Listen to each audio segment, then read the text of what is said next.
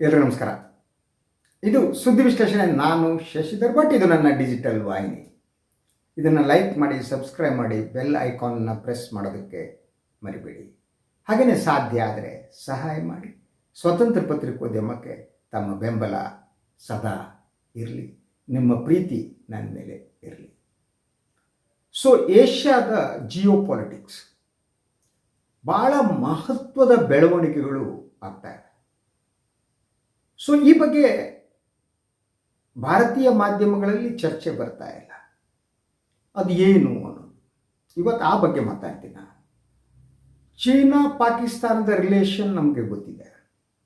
ಈಗ ಚೀನಾ ಪಾಕಿಸ್ತಾನದ ಜೊತೆ ಬಾಂಗ್ಲಾದೇಶವು ಸೇರಿ 3 ರಾಷ್ಟ್ರಗಳ ನೆಕ್ಸಸ್ ಏನಾಗಿದೆ ಅದು ಕ್ರಿಯೇಟ್ ಆಗಿದೆ. ಇವುಗಳ ಜೊತೆಗೆ ಸಣ್ಣ ಪುಟ್ಟ ರಾಷ್ಟ್ರಗಳು ಭಾರತದ ಸುತ್ತಮುತ್ತಲ ಇರುವ ಇವ್ರ ಜೊತೆ ಕೈ ಜೋಡಿಸ್ತಾ ಇವೆ. ಫಾರ್ ಎಕ್ಸಾಂಪಲ್ ನೇಪಾಳ, ಅಲ್ಲಿರುವುದು ಕಮ್ಯುನಿಸ್ಟ್ ಆಡಳಿತ. ಸೊ ಹೀಗಾಗಿ ಭಾರತದ ಸುತ್ತ ಭಾರತದ ವಿರೋಧಿಗಳೆಲ್ಲ ಒಂದಾಗ್ತಾ ಇದ್ದಾರೆ. ಸೊ ಈಗ ತಾನೇ ಪಾಕಿಸ್ತಾನದ ವಿದೇಶಾಂಗ ಕಾರ್ಯದರ್ಶಿ ಬಲೂಚ್ ಅಂತ ಹೆಣ್ಮಗಳು ಅವರು ಢಾಕಾಕ್ಕೆ ಭೇಟಿ ನೀಡಿದರು. ಸೊ ಸದ್ಯದಲ್ಲೇ ಪಾಕಿಸ್ತಾನದ ಉಪ ಪ್ರಧಾನಿ ಅವರು ವಿದೇಶಾಂಗ ಸಚಿವರು ಅವರು ಕೂಡ ಢಾಕಾಕ್ಕೆ ಭೇಟಿ ನೀಡುತ್ತಿದ್ದಾರೆ. ಸೊ ಇದರ ಜೊತೆಗೆ ಯಾವತ್ತು ಕ್ಷಿಪ್ರ ಕ್ರಾಂತಿ ಆಯಿತು ಬಾಂಗ್ಲಾದೇಶದಲ್ಲಿ, ಅದಾದ ನಂತರ ಈ ಎರಡೂ ದೇಶಗಳು ಹತ್ತಿರ ಬರೋದಕ್ಕೆ ಪ್ರಾರಂಭ ಮಾಡಿದವು. ಸೊ ಬಾಂಗ್ಲಾದೇಶನ ಈಗಿನ ಉಸ್ತುವಾರಿ ಸರ್ಕಾರ ಏನಿದೆ, ಮೊಹಮ್ಮದ್ ಯೂನುಸ್ ಅವರು ಅಧಿಕಾರಕ್ಕೆ ಬಂದು ಕುಳಿತು ಅಲ್ಲ ಕ್ಷಿಪ್ರ ಕ್ರಾಂತಿ ನಡೆಯೋದಕ್ಕೆ ಅಂದಿನ ಬೈಡನ್ ಆಡಳಿತ, ಅಮೇರಿಕದ ಬೈಡನ್ ಆಡಳಿತ ಬೆಂಬಲ ಕೊಟ್ಟಿತ್ತು. ಅದಾದ ಮೇಲೆ ಅವರು ಬಂದ ಮೇಲೆ ಈಗ ಚೀನಾ, ಪಾಕಿಸ್ತಾನ ಮತ್ತು ಬಾಂಗ್ಲಾದೇಶವನ್ನು ಒಂದಾಗಿಸ್ತಾ ಭಾರತದ ಸುತ್ತ ಭಾರತದ ವಿರೋಧದ ಒಂದು ಬಹುದೊಡ್ಡ ಬಲೆಯನ್ನು ಹೆಣಿತಾ ಇದ್ದಾರೆ. ಇದು ಸಾಮಾನ್ಯ ವಿಚಾರ ಅಲ್ಲ. ಯಾವಾಗ ಶೇಖ್ ಹಸೀನಾ ಅವರು ಅಧಿಕಾರವನ್ನು ಕಳೆದುಕೊಂಡ್ರು, ಅದಾದ ತಕ್ಷಣ ಪಾಕಿಸ್ತಾನದ ISI ಇದ್ದಕ್ಕಿದ್ದ ಹಾಗೆ ತನ್ನ ಚಟುವಟಿಕೆಯನ್ನು ತೀವ್ರಗೊಳಿಸಿತು. ISI ಮುಖ್ಯಸ್ಥರು ಢಾಕಾಕ್ಕೆ ಭೇಟಿ ನೀಡಿದರು. ಎರಡೂ ರಾಷ್ಟ್ರಗಳ ನಡುವೆ ಮಿಲಿಟರಿ ಒಪ್ಪಂದದ ಬಗ್ಗೆ ಮಾತುಕತೆ ನಡೀತು. ಅದು ಆ್ಯಕ್ಚುಲಿ ಮಿಲಿಟರಿ ಒಪ್ಪಂದಕ್ಕಿಂತ ಬಹಳ ಮುಖ್ಯವಾಗಿ ಪಾಕಿಸ್ತಾನದಲ್ಲಿರುವ ಭಯೋತ್ಪಾದಕ ಸಂಘಟನೆಗಳ ಪ್ರತಿನಿಧಿಗಳನ್ನು ಬಾಂಗ್ಲಾಗೆ ಕಳಿಸಿ ಗಡಿಯಲ್ಲಿ, ಎಸ್ಪೆಷಲಿ ನಮ್ಮ ಈಶಾನ್ಯ ರಾಜ್ಯಗಳಲ್ಲಿ 7 ರಾಜ್ಯಗಳಲ್ಲಿ ಅಸ್ಥಿರತೆಯನ್ನು ಮೂಡಿಸುವುದು ಇದರ ಎಜೆಂಡಾದ ಭಾಗ ಆಗಿದೆ. ಸೊ ಇದು ಸಣ್ಣ ವಿಚಾರ ಅಲ್ಲ. ಹಾಗಿದ್ರೆ ಯಾಕೆ ಹೀಗಾಯಿತು? ಯಾಕೆ ಭಾರತದ ಸುತ್ತ ಭಾರತ ವಿರೋಧಿ ಮನಸ್ಥಿತಿ ಸಣ್ಣ ಪುಟ್ಟ ರಾಷ್ಟ್ರಗಳಲ್ಲೂ ಯಾಕೆ ಜಾಗೃತವಾಗಿದೆ? ಇದಕ್ಕೆ ಕಾರಣ ಏನು? ಇದ್ದಕ್ಕಿದ್ದ ಹಾಗೆ ಯಾಕೆ ಈ ರಾಷ್ಟ್ರಗಳು ಭೂತಾನದಿಂದ ಪ್ರಾರಂಭವಾಗಿ, ನೇಪಾಳದಿಂದ ಪ್ರಾರಂಭವಾಗಿ ಭಾರತದ ವಿರೋಧಿ ಮನಸ್ಥಿತಿ ರೂಪುಗೊಳ್ಳುವುದಕ್ಕೆ ಕಾರಣವೇನು ಅನ್ನೋದನ್ನು ಕೂಡ ನಾವು ಅರ್ಥ ಮಾಡ್ಕೋಬೇಕಾಗಿದೆ. ನಮ್ಮ ಪ್ರಧಾನಿ ವಿಶ್ವಗುರು ಅವರ ಭಕ್ತರು ಹೇಳೋ ಪ್ರಕಾರ ವಿಶ್ವಗುರು ಯಾಕೆ ಈ ರಾಷ್ಟ್ರಗಳೇ ಅನ್ಪಾಪ್ಯುಲರ್ ಆಗ್ತಿದ್ದಾರೆ? ಚೀನಾದಲ್ಲಿ ವಿಶ್ವಗುರು ಅನ್ಪಾಪ್ಯುಲರ್, ನೇಪಾಳ ಭೂತಾನ್ಗಳಲ್ಲಿ ವಿಶ್ವಗುರು ಅನ್ಪಾಪ್ಯುಲರ್, ಪಾಕಿಸ್ತಾನದಲ್ಲಿ ಅನ್ಪಾಪ್ಯುಲರ್, ಬಾಂಗ್ಲಾದೇಶದಲ್ಲಿ ಅನ್ಪಾಪ್ಯುಲರ್. ನಮ್ಮಲ್ಲೊಂದು ಮಾತಿದೆ, ನೀವು ಮೊದಲು ನಿಮ್ಮ ಇರುವ ಕೇರಿಯನ್ನು ಗೆಲ್ಲಬೇಕಂತೆ, ಅದಾದ ಮೇಲೆ ಊರನ್ನು ಗೆಲ್ಲಬೇಕು, ಊರು ಗೆದ್ದ ಮೇಲೆ ದೇಶವನ್ನು ಗೆಲ್ಲಬೇಕು ಅಂತ. ನೀವು ವಿಶ್ವಗುರು ಆಗದಿದ್ದರೆ ಮೊದಲು ನಿಮ್ಮ ಮನೆಯಲ್ಲಿ ವಿಶ್ವಗುರು ಆಗಿ. ಮೋದಿಯವರು ಭಾರತದ ಭಾಳಷ್ಟು ಜನರಿಗೆ ವಿಶ್ವಗುರು, ಯಾಕಂದರೆ ಇಂಡಿಯಾ ಇರೋದೇ ಹಾಗೆ. ಸೊ ಇಂಡಿಯಾದಲ್ಲಿ ವಿಶ್ವಗುರು ಆಗೋದು ಭಾಳ ಸುಲಭವಾದದ್ದು. ಇಂಡಿಯಾದಲ್ಲಿ ವಿಶ್ವಗುರು ಹೇಗೆ ಆಗ್ತೀರಿ ಅಂದರೆ, ಒಂದು ಫಸ್ಟು ಅಲ್ಪಸಂಖ್ಯಾತರ ವಿರೋಧವನ್ನು ಎಲ್ಲ ಕಡೆ ಹಬ್ಬಿಸ್ಬೇಕು, ಭಯವನ್ನು ಹುಟ್ಟಿಸ್ಬೇಕು ಅಲ್ಪಸಂಖ್ಯಾತರು. ಸೊ ಆ ಭಯವನ್ನು ಹುಟ್ಟಿಸುವ ಮೂಲಕ ಬಹುಸಂಖ್ಯಾತರನ್ನು ಆರ್ಗನೈಸ್ ಮಾಡ್ಬೋದು. ಹಾಗೆಯೇ ರಿಲಿಜನನ್ನು ಸೇಲ್ ಮಾಡಬೇಕು, ಧರ್ಮವನ್ನು ಮಾರಾಟ ಮಾಡಬೇಕು, ಮತ್ತು ಧಾರ್ಮಿಕ ಪೋಷಾಕುಗಳನ್ನು ಆಗಾಗ ಧರಿಸ್ತಾ ಇರಬೇಕು. ಹೇಗೆ ಅಂದರೆ ನೀವು ಶಿವ ದೇವಸ್ಥಾನಕ್ಕೆ ಹೋಗಬೇಕಾದ್ರೆ ಹಣೆಯ ಮೇಲೆ ವಿಭೂತಿ ಹಾಕಬೇಕು. ವೈಷ್ಣವ ದೇವಸ್ಥಾನಕ್ಕೆ ಹೋಗಬೇಕಾದ್ರೆ ಈ 2 ಪಾದ ಇರುತ್ತೆ ನೋಡಿ, ಈ 2 ಪಾದವನ್ನು ಹಾಕಬೇಕು. ಡ್ರೆಸ್ಸನ್ನು ಚೇಂಜ್ ಮಾಡಬೇಕಾದ್ರೆ ಒಂದು ರೀತಿ ನೀವು ಭಾರತದಲ್ಲಿ ಜನರ ವಿಶ್ವಾಸ ಪಡಿಬೇಕು ಅಂದರೆ ಈ ಎಲ್ಲ ಬೂಟಾಟಿಕೆಗಳು ಬೇಕು. ಬೂಟಾಟಿಕೆಗಳಿಲ್ಲದೆ ನೀವು ಭಾರತದಲ್ಲಿ ರಾಜಕಾರಣ ಮಾಡೋಕ್ಕಾಗಲ್ಲ. ನಾಟಕ ಮಾಡಬೇಕು. ಅದೇನೋ ಛದ್ಮವೇಷ ಸ್ಪರ್ಧೆ ಅಂತ ನಾವೆಲ್ಲ ಸ್ಕೂಲಿಗೆ ಹೋದಾಗ ಮಾಡ್ತಿದ್ರು, ಹಾಗೆ ಛದ್ಮವೇಷಿಗಳಾಗಿರಬೇಕು ಭಾರತದಲ್ಲಿ, ಹಾಗೆ ಪಾಪ್ಯುಲರ್ ಆಗ್ತಾರೆ. ಆದ್ದರಿಂದ ಇಂಡಿಯಾದಲ್ಲಿ ಮೋದಿಜಿ ಅವರು ಪಾಪ್ಯುಲರ್ ಆಗಿದ್ದಾರೆ, ಅನುಮಾನ ಬೇಕಲ್ಲ. ಅವರು ಈ ದೇಶದ ಬಹುಸಂಖ್ಯಾತ ಜನರನ್ನು ಅವರು ಗೆದ್ದಿದ್ದಾರೆ, ಅದು ಈಸಿ. ಆದರೆ ಅಕ್ಕಪಕ್ಕದ ರಾಷ್ಟ್ರಗಳನ್ನು ಅವರ ಮನಸ್ಸನ್ನು ಗೆಲ್ಲುವುದಕ್ಕೆ ಅವ್ರು ಸಾಧ್ಯ ಆಗ್ತಾ ಇಲ್ಲ. ಅಕ್ಕಪಕ್ಕದ ರಾಷ್ಟ್ರಗಳನ್ನು ಆಗ್ತಾ ಇಲ್ಲ. ನೀವು ಅವರನ್ನು ವಿಶ್ವಗುರು ಅಂತ ನಾವು ನಮ್ಮ ಮನೇಲಿ ಕೂತ್ಕೊಂಡು ಹೇಳಬೇಕು ಹೊರತು ವಿಶ್ವದ ಇನ್ಯಾವ ರಾಷ್ಟ್ರಗಳು ಕೂಡ ಅವ್ರನ್ನ ವಿಶ್ವಗುರು ಅಂತ ಪರಿಗಣಿಸ್ತಾ ಇಲ್ಲ. ಇದು ನನಗೆ ಗೊತ್ತಿದೆ. ಪಾಪ ಭಕ್ತರಿಗೆಲ್ಲ ಬೇಜಾರಾಗುತ್ತೆ, ಬರ್ತಾರೆ ಬಂದು ಬೈಯಕ್ಕೆ ಶುರು ಮಾಡ್ತಾರೆ. ಕೇಳಿದ ತಕ್ಷಣ ಬಾವು ಬಾವು ಬಾವು ಬಲ್ ಬಲ್ ಬಲ್ ಬಲ್ ಅಂತ ಬಂದ್ಬಿಡ್ತಾರೆ ಮೈ ಮೇಲೆ ಏರ್ಕೊಂಡು. ಯಾವನು ಮಾತನಾಡೋಕ್ಕಾಗಲ್ಲ ಅವನು ಬೋಬೋ ಅಂತಾನೆ, ಯಾವನಿಗೆ ಚರ್ಚೆ ಮಾಡೋಕ್ಕಾಗಲ್ಲ ಅವನಿಗೆ ಬೋಬೋ ಅಂತಾನೆ. ನಾನು ಎತ್ತಿರುವ ಪ್ರಶ್ನೆಗಳಿಗೆ ಉತ್ತರ ಕೊಡೋದಕ್ಕೆ ಯಾವನ ಆಗಲ್ವ ಅವನು ಇನ್ಯಾವುದೋ ಹಿಡ್ಕೊಂಡು ವೈಯಕ್ತಿಕ ದಾಳಿಗಳನ್ನು ಮಾಡ್ತಾನೆ. ಬಿಟಾಕಿ ಅವ್ರು ಕಟ್ಕೊಂಡು ನಾನೇನು ಮಾಡೋದು. ಸೊ ಭಾಳ ಮುಖ್ಯವಾಗಿ ಯಾಕೆ ಬಾಂಗ್ಲಾದೇಶದಲ್ಲಿ ಭಾರತ ವಿರೋಧಿ ಮನಸ್ಥಿತಿ ಇಷ್ಟು ಜಾಗೃತ ಆಯಿತು ಅನ್ನೋದ್ರ ಬಗ್ಗೆ ನಾವು ನೋಡಬೇಕಾಗಿದೆ. ಕಾರಣಗಳಿವೆ, ಅದಕ್ಕೆ ಕಾರಣಗಳಿವೆ. ಆ ಕಾರಣಗಳು ಏನು ಅನ್ನೋದನ್ನು ವಿಶ್ಲೇಷಣೆ ಮಾಡಬೇಕಾಗತ್ತೆ ನಾವು. ಮೊದಲನೇದಾಗಿ ಬಾಂಗ್ಲಾದೇಶದಲ್ಲಿ ಏನು ಕ್ಷಿಪ್ರ ಕ್ರಾಂತಿ ಆಯಿತು, ಅದಕ್ಕೆ ಕಾರಣ ಭಾರತ ಸಂಪೂರ್ಣವಾಗಿ ಶೇಖ್ ಹಸೀನಾ ಅವ್ರನ್ನ ನಿಯಂತ್ರಿಸ್ತಿದೆ ಮತ್ತು ಭಾರತ ಹೇಳಿದಂತೆ ಶೇಖ್ ಹಸೀನಾ ಕೇಳ್ತಿದ್ದಾರೆ ಅನ್ನುವ ನೆರೇಟಿವ್ಸ್. ಈ ನೆರೇಟಿವ್ಸ್ ಬಾಂಗ್ಲಾದೇಶದ ಒಳಗಡೆ ಹೇಗೆ ಡೆವಲಪ್ ಆಯಿತು, ಅದನ್ನು ಆ ನೆರೇಟಿವ್ಸನ್ನು ಪ್ರಾರಂಭದಲ್ಲೇ ಹತ್ತಿಕ್ಕುವುದಕ್ಕೆ ಶೇಖ್ ಹಸೀನಾ ಯಾಕೆ ಯತ್ನ ಮಾಡಿಲ್ಲ, ಭಾರತದ ಆ್ಯಕ್ಟಿವ್ ಆಗಿರುವಂಥದ್ದು ಅದು ಕೂಡ ಅದನ್ನ ಯಾಕೆ ಮಾಡಿಲ್ಲ, ಅಲ್ಲೇ ಹತ್ತಿಕ್ಕಬೇಕಾಗಿತ್ತು. ಅದರಾಗಿಲ್ಲ. ಅದು ಸ್ಪ್ರೆಡ್ ಆಗಿ ಕೊನೆಗೆ ಅಮೇರಿಕಾದ ಬೈಡನ್ ಸರ್ಕಾರ ಏನಿದೆ, ಅದು ಕ್ಲಿಂಟನ್ ಜೊತೆಗೆ ಈ ಸಂಬಂಧ ಇರುವಂಥ ಯೂನುಸ್ ಅವರು ಎಲ್ಲ ಸೇರಿ ಅಲ್ಲಿ ಕ್ಷಿಪ್ರ ಕ್ರಾಂತಿಯನ್ನು ಉಂಟು ಮಾಡಿದರು. ಈ ಕ್ಷಿಪ್ರ ಕ್ರಾಂತಿ ಆದಮೇಲೆ ಶೇಖ್ ಹಸೀನಾ ಅವ್ರನ್ನ ಯಾರ್ಯಾರು ಬೆಂಬಲಿಸ್ತಿದ್ರೋ ಅವರ ಮೇಲೆ ಈ ಹುಡುಗರು ದಾಳಿ ಮಾಡೋಕ್ಕೆ ಶುರು ಮಾಡಿದರು. ಹಿಂದೂಗಳು ಬಹುಮಟ್ಟಿಗೆ ಬಾಂಗ್ಲಾದೇಶದಲ್ಲಿದ್ದ ಹಿಂದೂಗಳು ಶೇಖ್ ಹಸೀನಾನ ಬೆಂಬಲಿಸಿ, ಅದರ ರಿಲಿಜನ್ ಒಂದೇ ಕಾರಣ ಅಲ್ಲ. ಶೇಖ್ ಹಸೀನಾ ಬೆಂಬಲಿಗರು ಅವರು ಅನ್ನೋದು ಮೊದಲ ಕಾರಣ, ಅಲ್ಪಸಂಖ್ಯಾತರು ಒಂದು ನಂತರದ ಕಾರಣ. ಆದರೆ ಈ ನೆರೇಟಿವ್ಸ್ ಇಂಡಿಯಾದ ಒಳಗೆ ಬಿಲ್ಟ್ ಮಾಡಿದ್ದು ಹೇಗೆ ಅಂದರೆ, ನಾವು ಹೇಗೆ BJP ಮತ್ತು ಮೋದಿ, ಅಮಿತ್ ಶಾ ಇತ್ಯಾದಿಗಳು ರಿಲಿಜನನ್ನು ದೇಶದ ಒಳಗಡೆ ಬಳಸ್ತಾರೆ, ಧರ್ಮವನ್ನು ಬಳಸ್ಕೊತಾರೆ. ಧರ್ಮವನ್ನು ಬಳಸ್ಕೊ ತಮ್ಮ ಅಲ್ಪಸಂಖ್ಯಾತರನ್ನ ಅವ್ರದ್ದು ಬಹುದೊಡ್ಡ ಭೂತ ಅನ್ನುವ ಹಾಗೆ ಅವ್ರನ್ನ ಇದು ಮಾಡ್ತಾ ರಾಜಕಾರಣಕ್ಕೆ ಧರ್ಮ ಬಳಸ್ಕೊತಾರೆ. ಆದರೆ ಇಂಟರ್ನ್ಯಾಷನಲ್ ಅಫೇರ್ನಲ್ಲೂ ಇವರು ಧರ್ಮವನ್ನು ಬಳಸ್ಕೊಳ್ಳೋಕೆ ಯತ್ನ ಮಾಡಿದ್ರು. ಅದಕ್ಕೆ ಗೋಧಿ ಮೀಡಿಯಾ ಸಹಾಯ ಮಾಡಿತು. ಪ್ರತಿದಿನ ಹಿಂದೂಗಳ ಮೇಲೆ ಹಲ್ಲೆ ಅಂತ ಹೇಳಲಾಯಿತು ಹೊರತು ಶೇಖ್ ಹಸೀನಾ ಬೆಂಬಲಿಗರ ಮೇಲೆ ಹಲ್ಲೆ ಅಂತ ಹೇಳಲಿಲ್ಲ. ಅಂದರೆ ಈ ವಿವಾದಕ್ಕೆ ಸಂಪೂರ್ಣವಾಗಿ ರಿಲಿಜಿಯಸ್ ಆದ ಟರ್ನ್ ಕೊಟ್ಟಾಯ್ತು, ಧರ್ಮದ ಟರ್ನ್. ಇದನ್ನು ಹಿಂದೂ ಮುಸ್ಲಿಂ ದಟ್ ಇಶ್ಯೂ ಆಗಿ ಅದನ್ನ ಟರ್ನ್ ಮಾಡಿ ಅದು ಇನ್ನಷ್ಟು ವಿರೋಧ ಬಾಂಗ್ಲಾದೇಶದಲ್ಲಿ ಭಾರತದ ವಿರುದ್ಧ ಇನ್ನಷ್ಟು ವಿರೋಧ ಪ್ರಾರಂಭ ಆಯಿತು. ಅದರ ಆ ಸಂದರ್ಭದಲ್ಲೇ ಮೊಹಮ್ಮದ್ ಯೂನುಸ್ ಅವರು ಅವ್ರು ಆಟ ಆಡೋಕ್ಕೆ ಪ್ರಾರಂಭ ಮಾಡಿದ್ರು.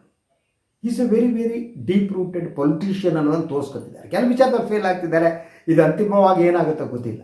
ಆದರೆ ಈಗಂತೂ ಅವ್ರು ಆಟ ಆಡ್ತಿದ್ದಾರೆ, ಅನುಮಾನ ಬೇಕಾಗಿಲ್ಲ. ಸೊ ಅವರು ಚೀನಾಕ್ಕೆ ಹೋದರು. ಚೀನಾಕ್ಕೆ ಹೋಗಿ ಏನು ಈಶಾನ್ಯ ರಾಷ್ಟ್ರಗಳ ಬಗ್ಗೆ ಮಾತನಾಡಿದ್ದು ಅದು ಉದ್ದಟತನ ಆಯಿತು. ಆ ಉದ್ದಟತನವನ್ನು ಅವ್ರು ಯಾಕೆ ಪ್ರದರ್ಶಿಸಿದ್ರು? ಒಂದು, ಚೀನಾದ ಬೆಂಬಲ ಮತ್ತು ಪಾಕಿಸ್ತಾನ್, ಚೀನಾ, ಬಾಂಗ್ಲಾದೇಶ್ ನೆಕ್ಸಸ್ಸನ್ನು ಅವ್ರು ಇನ್ನಷ್ಟು ಬಲಪಡಿಸ್ಬೇಕಾಗಿತ್ತು. ಯಾಕೆಂದರೆ ಅವರಿಗೂ ಕೂಡ ಭಯ ಇದೆ ಬಾಂಗ್ಲಾದೇಶದಲ್ಲಿ. ಬಾಂಗ್ಲಾದ ಒಳಗಡೆ ಶೇಖ್ ಹಸೀನಾ ಅವರನ್ನ ಬೆಂಬಲಿಸುವ ಜನ ಈಗಲೂ ಇದ್ದಾರೆ ಒಳಗಡೆ, ಅವರು ಮೇಲೆ ಕಾಣ್ತಾ ಇಲ್ಲ. ಅದರಿಂದ ಮತ್ತೊಂದು ಭಾರತದ ಬೆಂಬಲದೊಂದಿಗೆ ಶೇಖ್ ಹಸೀನಾ ಇನ್ನೊಂದು ಕ್ರಾಂತಿಯನ್ನು ಬಾಂಗ್ಲಾದೇಶದಲ್ಲಿ ಉಂಟು ಮಾಡ್ಬೋದು ಅನ್ನುವ ಭಯ ಯೂನುಸ್ ಅವರಿಗೆ ಕಾಡ್ತಾ ಇದೆ. ಭಾರತದ ಇಂಟರ್ಫಿಯರೆನ್ಸ್ ಇದೆ ಅಂತ ಅವ್ರ ವಾದ. ಆ ಕಾರಣಕ್ಕೆ ತಡೆದುಕೊಳ್ಳೋದಕ್ಕೆ ಅವ್ರು ಹೋಗಿ ಈ ಒಂದು ಚೀನಾದ ಹೋಗಿ ಅವರ ಚೀನಾ ಸೆರೆಗೆ ಹಿಡ್ಕೊಂಡಿದ್ದಾರೆ. China and Pakistan is playing their game. ಒಂದು ಪಾಕಿಸ್ತಾನ ಯಾವ ರೀತಿ ಅಂತಂದರೆ ಅವರಿಗೆ ಮತ್ತೆ ಭಾರತದ ಒಳಗಡೆ ಭಯೋತ್ಪಾದಕ ಚಟುವಟಿಕೆ ನಡೆಸಬೇಕಾಗಿದೆ. ಸೊ ಬಾಂಗ್ಲಾದೇಶದ ಒಳಗಡೆ ಅವ್ರಿಗೆ ಸಿಕ್ಕ ಎಂಟ್ರಿ ಇದೆ. ಅದು ಹೇಗಿದೆ ಅಂತಂದರೆ, ಸೊ ಪಾಕಿಸ್ತಾನಿಗಳಿಗೆ ಏನು ವೀಸಾ ಕೊಡುವ ವಿಚಾರದಲ್ಲಿ ಬಾಂಗ್ಲಾ ಎಲ್ಲ ನಿರ್ಬಂಧಗಳನ್ನು ಎತ್ತಾಕ್ಬಿಟ್ಟಿದೆ.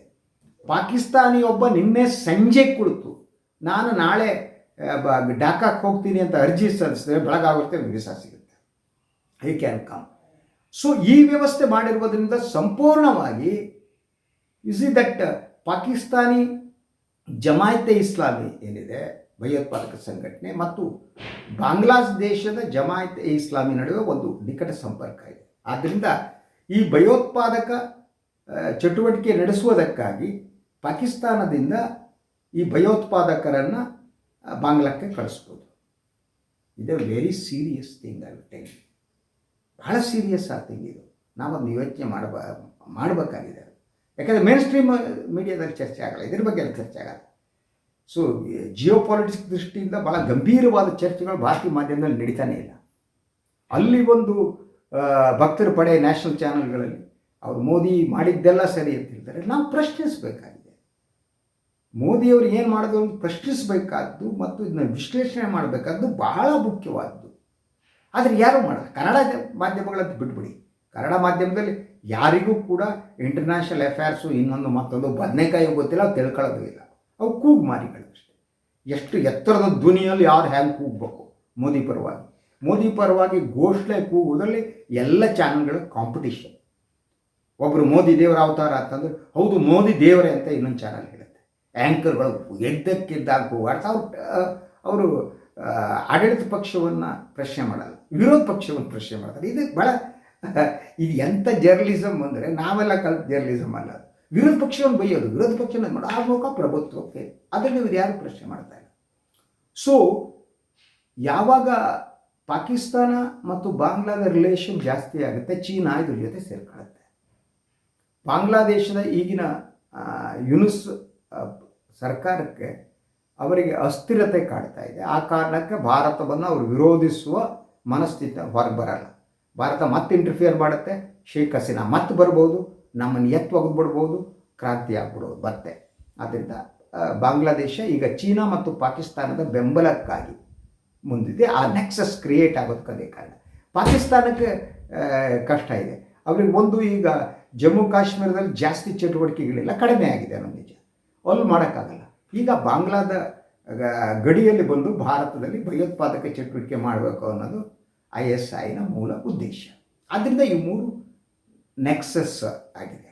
ಅದರ ಜೊತೆಗೆ ಭಾರತದ ಬಗ್ಗೆ ಅಷ್ಟು ಇಷ್ಟಪಡೋದ U see that Nepal, Bhutan ಇತ್ಯಾದಿಗಳು ಕೂಡ ಇವರ ಜೊತೆ ಕೈ ಜೋಡಿಸಿ ಅದರಿಂದ ಒಂದು ಬಿಗ್ಗರ್ ಆದ ನೆಕ್ಸಸ್ ಕ್ರಿಯೇಟ್ ಆಗಿದೆ. ಇದು ಭಾರತಕ್ಕೆ ಅಪಾಯಕಾರಿ. ಅದು ಯಾಕಾಗಿದೆ? ಸೊ ಭಾರತದ ವಿದೇಶಾಂಗ ನೀತಿ ಫೇಲ್ ಆಗಿದೆಯಾ? ಇತ್ತೀಚಿನ ಬೆಳವಣಿಗೆ ಐಸಿ ಸೌದಿ ಅರೇಬಿಯಾ ಇದ್ದಕ್ಕಿದ್ದ ಹಾಗೆ ಮೆಕ್ಕಾಕ್ಕೆ ಹೋಗುವ ಕೋಟಾ ಏನಿದೆ ಭಾರತದ ಅದನ್ನು ಕಟ್ ಮಾಡಿ ಡೌನ್ ಮಾಡಿಬಿಟ್ಟಿದೆ. ಮಾತಾಡೋರೇ ಇಲ್ಲ. ಯಾಕೆ ಹೀಗಾಗ್ತಿದೆ? ಮುಸ್ಲಿಂ ರಾಷ್ಟ್ರಗಳ ಒಳಗಡೆ ಭಾರತದ ವಿರೋಧಿ ಮನಸ್ಥಿತಿ ಏನಿದೆ ಅದು ದಿನದಿಂದ ದಿನಕ್ಕೆ ಹೆಚ್ಚಾಗ್ತಾ ಇದೆ. ಈ ವಕ್ಫ್ ತಿದ್ದುಪಡಿ ಇರಬಹುದು. ಸೊ ಎಲ್ಲ ವಿಶ್ವ ವಾಚ್ ಮಾಡುತ್ತೆ. ಈಗಿರುವ ಈ ಬಲಪಂಥೀಯ ಸರ್ಕಾರ ಏನಿದೆ BJPದು, ಅವರಲ್ಲಿ ಒಬ್ಬ ಮುಸ್ಲಿಂ ರಿಪ್ರೆಸೆಂಟೇಟಿವ್ಸ್ ಇಲ್ಲ. ಇದಕ್ಕಿಂತ ಪಾಕಿಸ್ತಾನ ಬೆಟರ್.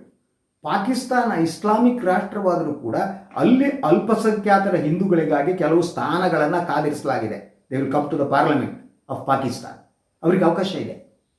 ಅದು ಅಲ್ಲಿ ಸಂವಿಧಾನಬದ್ಧವಾಗಿ ಅಲ್ಪಸಂಖ್ಯಾತರಿಗೆ, ಪಾಕಿಸ್ತಾನದ ಅಲ್ಪಸಂಖ್ಯಾತಕ್ಕೆ ಬಹುಸಂಖ್ಯಾತರಷ್ಟು ಅಧಿಕಾರ ಕೊಟ್ಟಿದ್ದೇ ಇರ್ಬೋದು. ಆದರೆ ಅವರ ರಿಪ್ರೆಸೆಂಟೇಷನ್ ಏನಿದೆ, ಯಾವುದೇ ಸರ್ಕಾರ ಪಾಕಿಸ್ತಾನದಲ್ಲಿ ಬರಲಿ, ಅಲ್ಲಿ ಅವರ ರಿಪ್ರೆಸೆಂಟೇಷನ್, ಹಿಂದೂಗಳ ರಿಪ್ರೆಸೆಂಟೇಷನ್ ಇರ್ತದೆ ಪಾರ್ಲಿಮೆಂಟ್ನಲ್ಲಿ. ನಮ್ಮಲ್ಲಿ ಭಾರತದಲ್ಲಿ ಮುಸ್ಲಿಂ ರಿಪ್ರೆಸೆಂಟೇಷನ್ ಇದೆ, ಅದು BJPಯಿಂದ ಅಲ್ಲ, ಕಾಂಗ್ರೆಸ್ ಹಾಗೂ ಇನ್ನಿತರ ಪಕ್ಷಗಳೇನಿವೆ, secular parties, so called secular parties, ಅವರಿಂದಾಗಿ ಪ್ರತಿನಿಧಿಗಳು ಪಾರ್ಲಿಮೆಂಟ್ ಒಳಗೆ ಬರ್ತಾರೆ ಹೊರತು ಮೋದಿ ಪ್ರಭುತ್ವ ಮತ್ತು BJP ಸಂಪೂರ್ಣವಾಗಿ ಮುಸ್ಲಿಮರನ್ನು ಹೊರಗಿಟ್ಟಿದೆ. ಅವ್ರನ್ನ ಎರಡೇ ದರ್ಜೆ ಪದಗಳಾಗಿ ಮಾಡ್ತಾ ಇದೆ.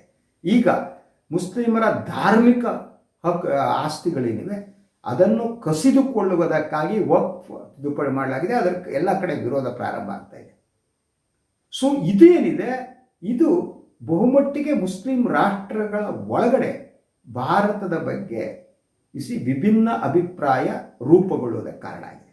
ಇದೇ ವಿಶ್ವಗುರು ಅಲ್ಲ ಅನ್ನುವುದನ್ನು ಎಲ್ಲ ಬಹುತೇಕ ವಿಶ್ವದ ರಾಷ್ಟ್ರಗಳು ಹೇಳ್ತಾ ಈಗ ನೀವು ಯಾವುದೇ ರಾಷ್ಟ್ರದಲ್ಲಿ ನಡೆಯುವ ಚರ್ಚೆಗಳನ್ನು ನೋಡಿ, ಪತ್ರಿಕೆಗಳನ್ನ ನೋಡಿ, ಇನ್ನೊಂದು ನೋಡಿ, ಸೇಸ್ ಕೋಮುವಾದಿ BJP ಸರ್ಕಾರ ಅಂತಲೇ ಅಂತಾರೆ.